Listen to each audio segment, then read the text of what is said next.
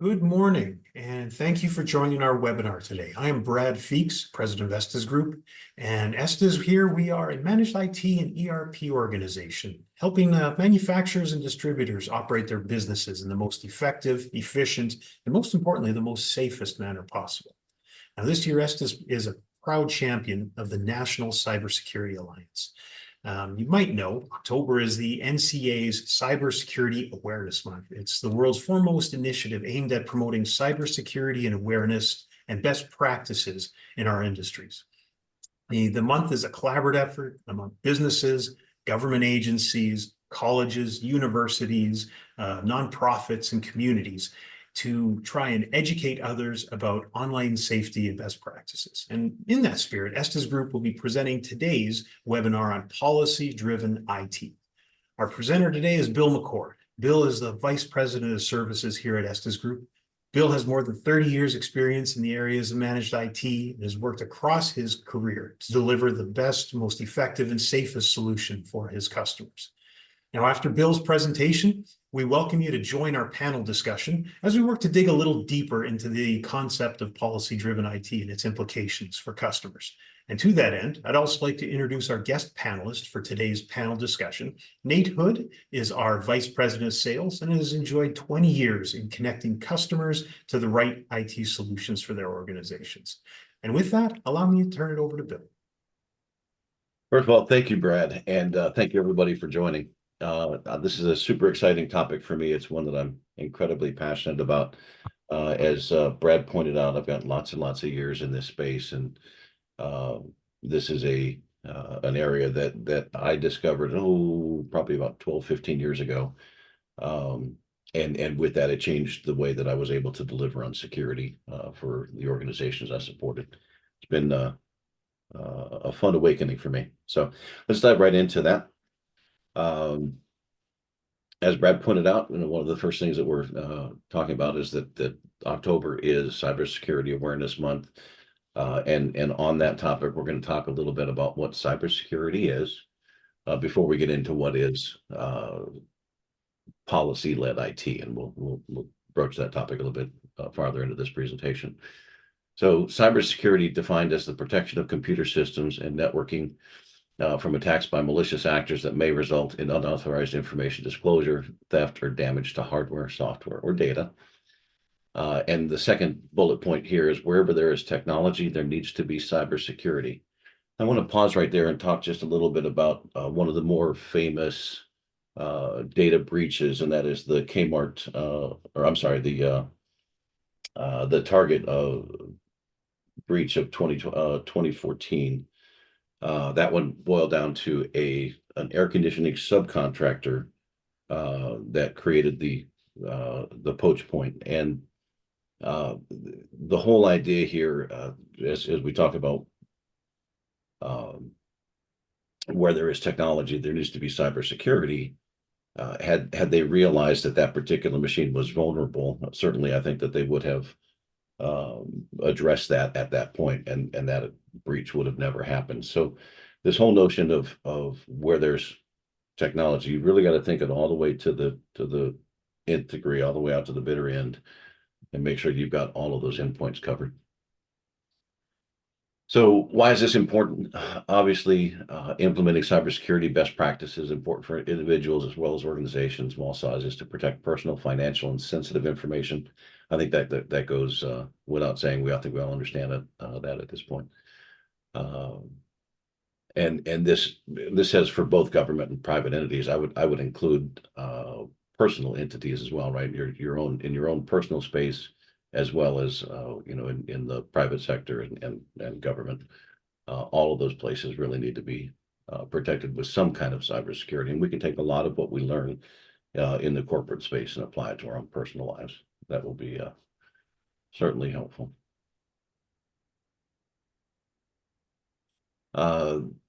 This is the opening salvo in a policy I penned about 15 years ago. And I'm not going to read this entire thing here, but to me the key line in all of this is the top one in quotes. This policy essentially treats all information as valuable assets that belong to the organization. And with that fundamental understanding, it creates a framework, or that statement creates a framework for the rest of the policy, that 100% of your goal is to make sure you're protecting the data, that all of that data belongs to the organization, and with those two goals in mind, the sense of a policy-led IT also delivers on consistency, accountability, efficiency, and improved risk management. And we'll get into those a little bit farther as we go through the slide deck here. But I asked ChatGPT what was policy-led IT, and this is what it came back with. I thought this is pretty relevant. It refers to an approach on information technology management where the organizational policies drive to the development, implementation, enforcement of IT practices and security measures. The strategy emphasizes the importance of established guidelines and frameworks to ensure that IT resources align with business objectives while managing risks efficiently or effectively. And I think ChatGPT really kind of has this right. The notion that you're going to put your policy as there's probably no better way to put this except to say that it allows you to use third-party displacement when you're in discussions with owners and stakeholders and things like that about why you're doing something that you're doing. It gives you a wonderful defensible position that says that the policy says we're going to do this. And the cool thing about that is that that's a bidirectional statement, meaning that they get to hold you accountable to doing what's in the policy, and you get to hold them accountable to also doing what's in the policy. So when it comes time for, for example, as you reach, the IT lifecycle around antivirus, for example, antivirus isn't one of those things where you get to just check the box and say you're done. You don't ever have to go back and touch it again. And when that renewal or when that reevaluation comes up, this policy gives you the added leverage that you'll need to pull the budget where you need it and things of that nature. One of the things that we see at Estes is with many of the companies that we engage in is that not only do they not have a real well-established IT policy or overarching security policy, but the little bits of policy that they do have are usually poor language, weak, and unenforceable. And of course, with all of those things, and as you ignore those things, this can lead to lost time, reputational damage, and unexpected costs.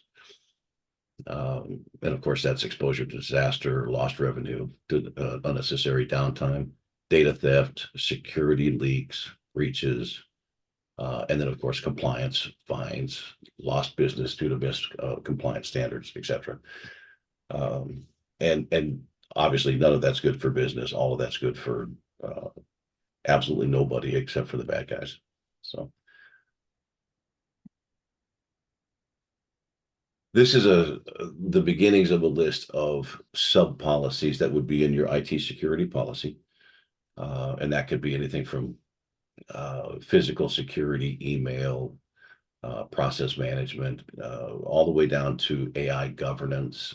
As this is obviously a pretty hot topic these days. Looking at, for example, what your team members are doing with AI interfaces.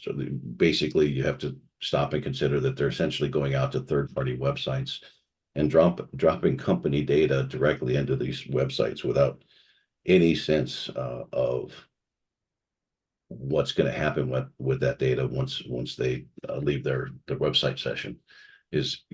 So having somebody who can take a look at the security policies of that particular AI bot is absolutely necessary and important to make sure that you're not just throwing your data out into the world.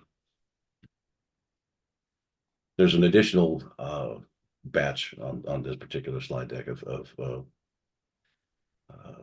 individual policies that again go into making up an overall security policy.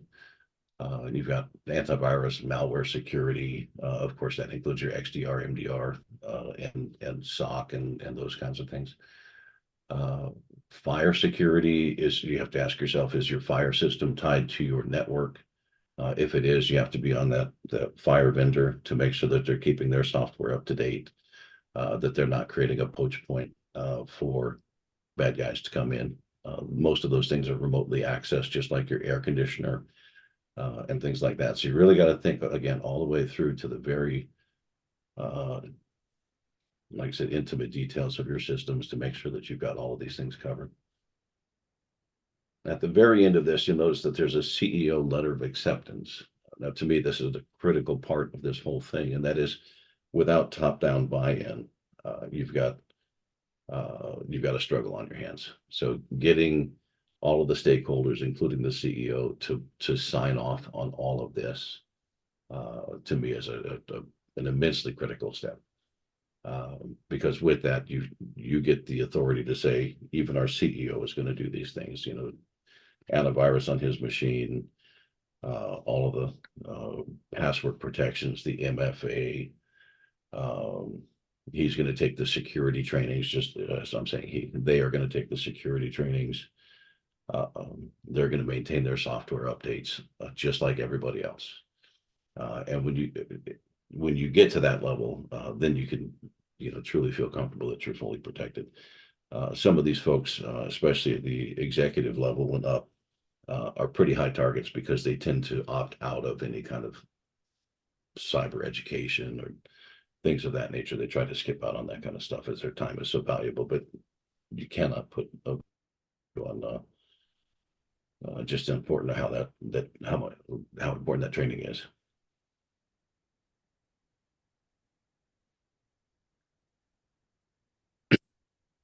Now, at the end of all of this, I think it's really important to understand that as you're working your way through trying to establish a policy and get all of these pieces in place, there's plenty of resources out there. We're going to get into resources here in another slide here, but know that companies like the EstesGroup is here to help you pin those policies, help you get the necessary controls in place. There's a whole sub-layer after the policy itself is written, getting the necessary controls in place, right? That's the validation checks that you're actually doing the things that you say you're doing.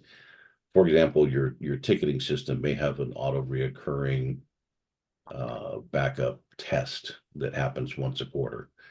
And filling out that ticket once a quarter, although seems painful, at the end of the day, it really gives you the receipts that you need. For example, if you're going to take this on to like a SOC 2 validation, if you're going to go SOC 2 type 2, then certainly you need those receipts that says you actually do the things that you say you're going to do. But to get all of that in place, if you don't have the resources at hand, certainly reach out to somebody like us, and we're happy to escort and work our way through that with you. I think there's some additional resources you can look at, and I'm sure that this slide deck will be made available. So these links will actually be active for you. And that'll cover everything from how to report a cyber issue. There's a resource hub. There's some training and exercises you can go through here. There's even a YouTube channel on CISA, and definitely worth looking at. In addition to those resources, you can also get a hold of CISA.gov through this link or through this email address. And same thing with Stay Safe Online. So yeah, thank you to the attendees. We'd love to have you part of this discussion. We have the Q&A section of the webinar kind of at the bottom of your screen. If you have a question to launch, by all means, please fire that off. So Bill, tell me one thing first off about policy, and tell me how that policy relates to the execution strategy or the roadmap for putting a policy into a place, because I'm assuming a policy is not just the only step in this process. No, as a matter of fact, pinning the policy is probably the toughest part. Once that's done, the rest of it is simple mechanics. But to your point, uh, pinning the policy, getting stakeholder sign off on the policy, and then starting, as I mentioned earlier, getting the controls in place. I think the example I gave earlier was backup testing, right? We could be talking about um, education for end users. 96% of all breaches come through your end user. Um, and typically phishing is a big part of how that happens. So that user education quarterly, having a ticket that fires off that says you got to do that user education. It's time again to push out the next cyber awareness training course. All of those receipts, all of those tickets that you are reacting to are essentially the controls that the policy needs to say that you're doing what you do. So beyond, like I said, policy scripting, it's getting those controls in place that really makes it right. Excellent. Now, you mentioned AI, and that seems to be something I think that is on a lot of people's minds right now, in terms of its implications. Can you drive in a little bit of some of the potential risks that an unmitigated AI policy might have? A lot of people are just trying things out and seeing what works, and I think there's probably some risk in that. And AI itself is both a potential for losing data, but also probably a vector in terms of attack strategies. Can you expand on that just a little bit?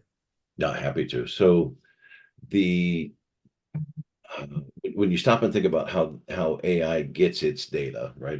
Typically it has gone and scanned the internet or whatever, and it's built up enough knowledge around uh, what is public facing data. But at some point somebody's going to say, well, I want to take all of these sales numbers, for example, and I want you to summarize, what were our best sellers from 2024 into a report. So oftentimes you'll see these AI systems set up specifically to scan that kind of data and gather information for the nefarious. And they look like completely legitimate websites. It doesn't take much to stand one up. And the hope is that somebody will come along and dump their sales data or their accounting data or whatever into it to try and do a summary. So first and foremost, you making sure you understand the reputation of that particular AI platform, and more importantly, what are they going to do with that data? How are they going to use it after you exit your session? All of those things become critically important. Generally, the way we do it here internally was we have a couple of guys who are well versed in security, and before we release a particular website to our user base, we go and vet it for, like I said, the kinds of things that we need to vet it for. Again, what are they going to do with the data? How are they going to use that to train their external model? Things like that. So it needs to be vetted and controlled in such a way that not everybody is just randomly out dumping all their data out on the internet. And a good AI policy will cover all of that. Nice. So Nate, let's talk a little bit about industry needs. You have the luxury of speaking with our customers in the manufacturing distribution world and have understand their needs and wants. In the light of policy and security, what needs do you see surfacing in these verticals? Uh, Brad, I've been doing this a long time now, and I've noticed a really, I don't want to say an abrupt change, but a definite change in the approach to security. A long time ago when I first got into this, people were more concerned about protecting their infrastructure and their environment.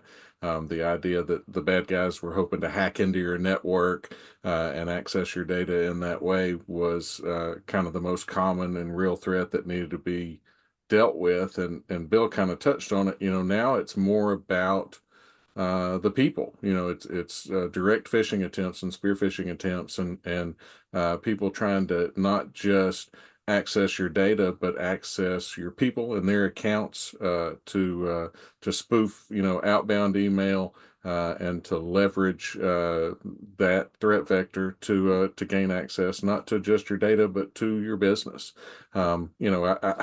Having come up in the era of the Nigerian prince, I'll be the first to say, man, I miss that guy because that was easy to spot, right? We all knew that probably wasn't something that was going to happen, and we weren't inclined to send $500 to somebody we've never met before to help him get out of jail.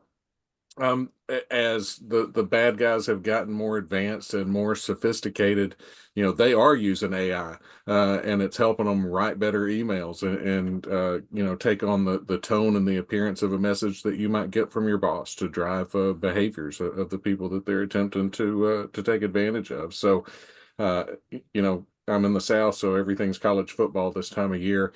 And I say, when I talk to our customers, it's a lot less about the X's and O's and a lot more about the Jimmies and the Joes, because those are the way that the bad guys are hoping to get into your environment. That makes a lot of good sense. Now, Bill, let's talk a little bit about software updates. I've noticed in the past that out-of-date software is often the reason that we pick up new customers. I always worry one day that Bill Gates is going to come knocking looking for a commission check, because so many of our customers came to us out of a situation where they were compromised by an old version of Windows OS. And those exploited liabilities end up with ransomware, hacks, data compromise, and they come to us looking to find a way to lock that down. In that situation where ecosystems have been compromised by old systems, what do you see to be the best practices about keeping your software up to date? There used to be this old joke that, nobody's writing viruses for Windows 2003 anymore, but truth be told, they absolutely are. Because to your point, there's still plenty of folks out in the commercial space that have old OSs. They're tied to machines that simply can't be updated, or the software vendor hasn't come along with an update that no longer exists. But that system is still required for the business operation, and the bad guys know this, right? The bad guys know that there's plenty of old systems out there. And are still absolutely writing to those attack vectors. So, Right. to your fundamental point, if you're doing your updates on a regular basis, you have a much better chance of staying ahead of the bad guys than if you just ignore it and leave it out there for them to hit. Right. And Nate, from your standpoint, I see two pools of customers who know they need to make a change quite often because they're still reeling from an attack, and customers with out-of-date systems that don't seem to have the same sense of urgency. Do you understand why that might be, and what do people do to try to better understand that sense of urgency in terms of protecting yourself from those potential liabilities? Sure. And I think what you're seeing, Brad, is symptoms of, as automation comes into play, the bad guys are able to hit a lot more targets in a much more broader scale than they once did. So a lot of our customers, especially in the manufacturing and distribution space, had the luxury of kind of flying under the radar for a long time, and that's simply not true anymore. So like I said earlier, it's about the Jimmies and the Joes. We need to help customers find ways to educate those folks, to prepare them for the kinds of attacks they're going to see. You're still equipping people with the right tools, so the antivirus and spam prevention and all of those kinds of things that have always been part of it. But now I think acknowledging, hey, we don't know, and we can't hope to keep up with everything, as this landscape changes, as the threat vectors change. So be willing to ask for help. I've been party to a bunch of cases where folks said, that's our next year, Q1, that's the first thing we're going to do is, sit down and work on our cybersecurity policies and how we manage this. Well, next year's too late. Next month's too late. Next week's too late. Don't be afraid to raise your hand. We here at EstesGroup have worked really hard to put together a collection of tools, and combine that with service offerings. So the end user education piece, the access to our network operations center, all of those kinds of things that can help you kind of plug all the holes in the dike. And we continue to work to build packages for our customers that give them the help that they need in a way that fits both their needs and budget. Excellent. Well, that makes a lot of sense. So, Bill, let me want to just jump on kind of a specific solution set here, because you talk about a lot of different areas, a couple of those slides of what all the components of a policy are. And I hear a lot of questions lately about MDR and XDR. Can you tell us a little bit about how MDR and XDR overlaps with some of those policy areas and trying to firm up specific areas of a company? Sure. So one of the items that you saw on that list was an antivirus policy, right? And that's essentially the MDR component, although MDR goes a little bit farther than just antivirus. And with a good, strong MDR XDR combination, of course, not only do you get the live activity looking at that antivirus results and some of the network scanning results that are going on, but a lot of that is getting automated through the use of AI and XDR tools that will not only look for the current activity, but weigh that against prior activity and get a better sense of what's going on in real time and get that in front of the SOC team so that they can react to it much faster. Very good.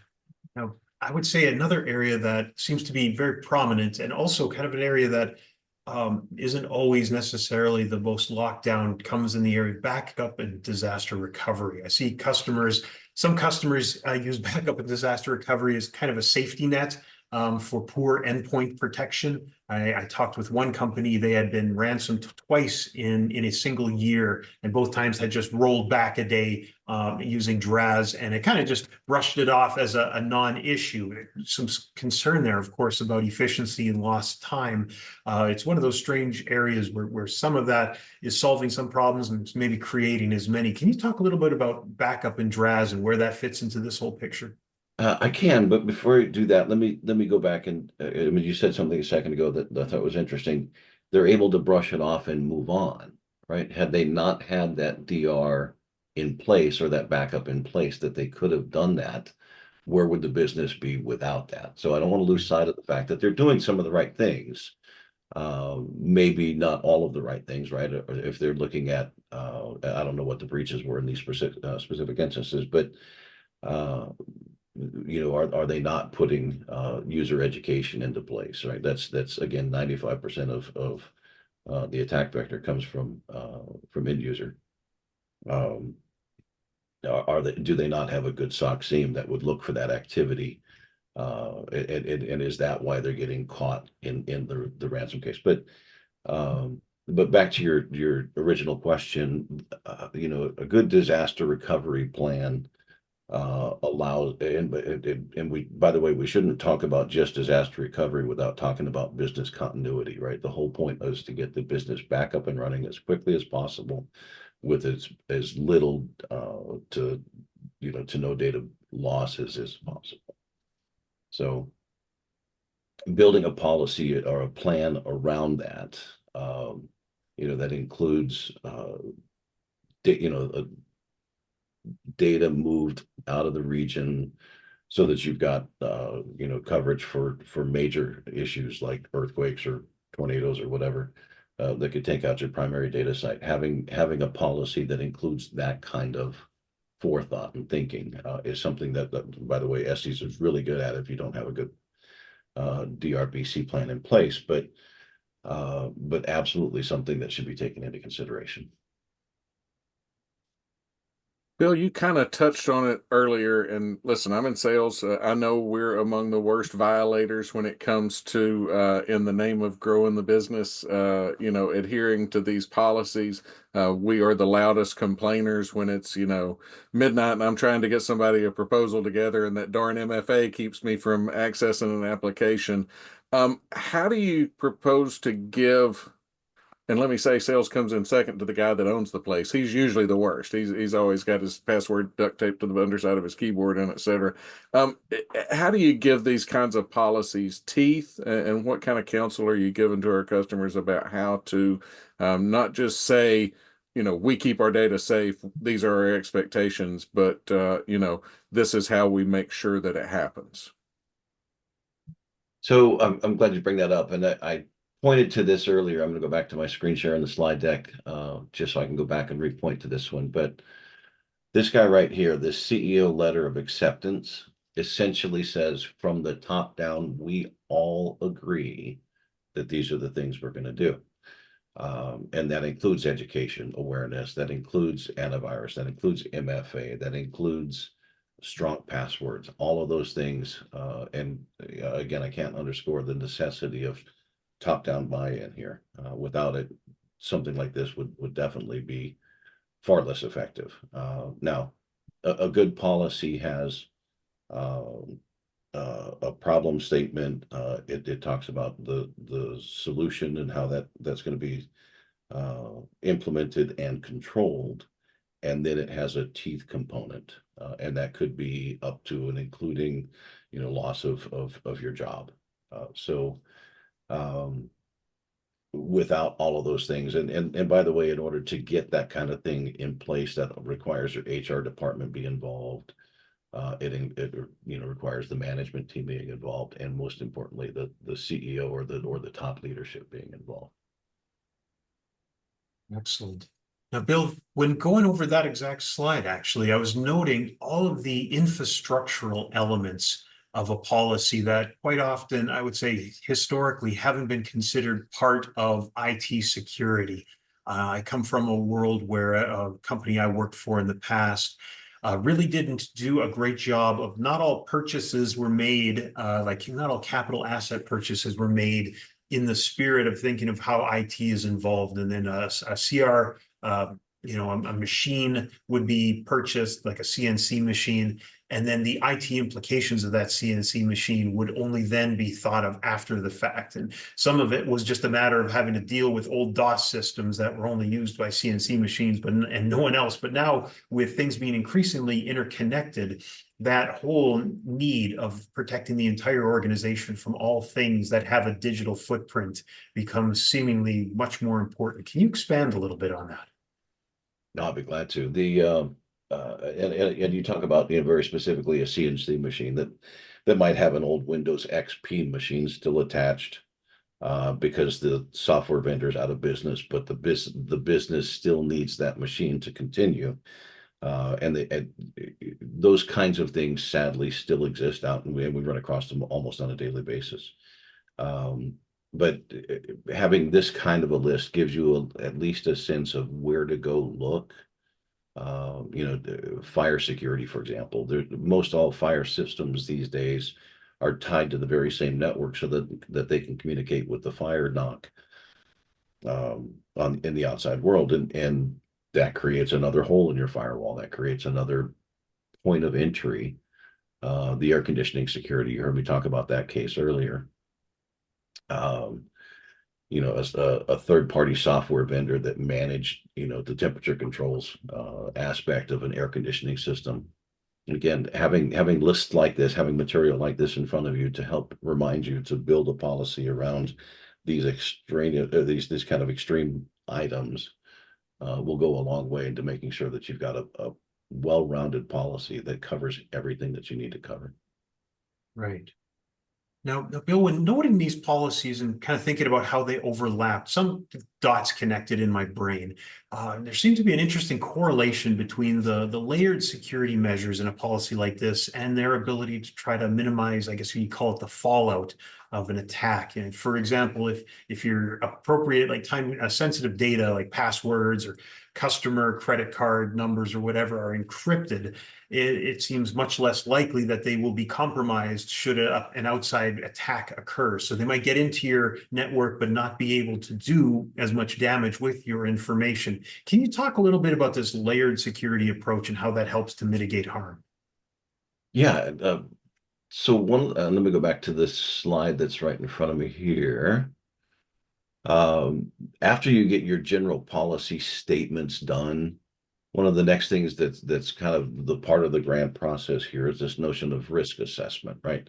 So as you look at every one of these individual components, you want to talk through what are the risks, what does it look like, what if, and how much data could they get if they got past this layer. Um, what we're not seeing here is the additional layers, right? The encryption, for example, the data at rest and data in flight encryptions that you might have in your network, so that even if they do get in, they couldn't just, for example, go to your SQL server and start pulling data because it's encrypted. So um, putting multiple layers in place, putting multiple fences, if you think about this like uh, a prison system, right? There's an outside gate system, there's an inside gate system, and there's a buffer in between. If you can build your security around that kind of mentality where there's multiple layers that they would have to get through, then it gives you a chance to see them in the periphery, moving and navigating about as they looked for a way into the inner layers. The knock, the security knock through your XDR MDR tool may be the best way to see them in that interim step while they're trying to navigate their way in. Feel like I've dealt with your question. Did I cover Yeah, you? yeah. No, I think so. The one piece that still seems real important, I'm trying to get my head of where it fits into all this, has to do with, I guess I'd call it education. And I think about phishing attacks. And you mentioned that phishing is still one of the most prominent attack vectors. And it makes me wonder about in what degree does employee education and awareness play a part in securing your organization? No, it's to me, I think again, one of the more important components. I think I mentioned it earlier, 96% or some ridiculous number like that of cyber attacks at this point are coming through end user phishing attempts and things of that nature. And I was going to mention earlier, somewhere in the neighborhood, I think the statistic 15 years ago was 50% of small and medium businesses were going to experience a cyber event of some sort. Well, that number has grown over the last 15 years. It has not gone down. I think the current number is somewhere in the 65% range that small to medium businesses will experience a cyber attack in the next 24 months. Um, it's a shocking number, and so much of that is because uh, the bad guys are getting so much better. To Nate's point earlier, we no longer have the Nigerian prince to worry about. Now we have all of his cousins.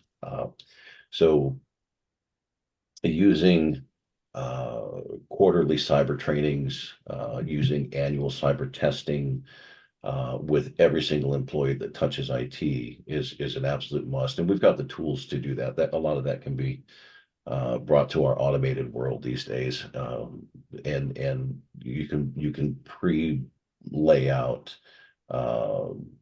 informational videos, informational emails, testing teasers that come out, essentially trying to uh, flush out who's really paying attention to those cyber trainings, and then all of that information gets reported back into a system. So if somebody's clicking on something that they shouldn't within those test emails, you get the opportunity to say, go, sit down and have a conversation with this person and say, this is where we're seeing, some of the mistakes made. Let's avoid clicking on this, or if you hover over this, you might see that, those kinds of things. So to me, all of that end user training is invaluable. And again, we have systems that can help automate that for you if that's something that you don't have the time to do.